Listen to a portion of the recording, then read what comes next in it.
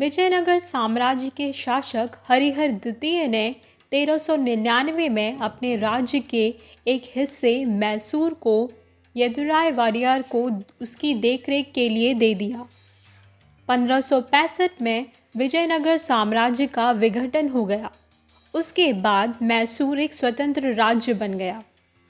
यहीं से शुरुआत हुई वाडियार राजवंश की, जिन्होंने मैसूर में शासन किया और समय समय पर अपने राज्य का विस्तार करने लगे। 1760 से 1799 तक वाडियार राजवंश का शासन नाम मात्र का ही था।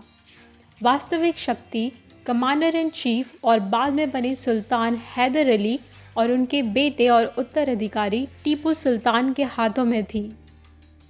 1799 में हुए चौथे एंग्लो मैसूर युद्ध के दौरान टीपू सुल्तान की मृत्यु के बाद एक बार फिर मैसूर राज्य पूरी तरह से वाडियार राजवंश के अंडर में आ गया। शुरू से ही यदुराय ने मैसूर में ही अपना रेसिडेंस बनाया और एक पैलेस बनाया, एक वुडन स्ट्रक्चर। उस समय पैलेस का मैक्सिमम हिस्सा लकड़ी से ही बनाया जाता था। इसकी झलक उस समय के दूसरे पैलेस में भी दिखती है।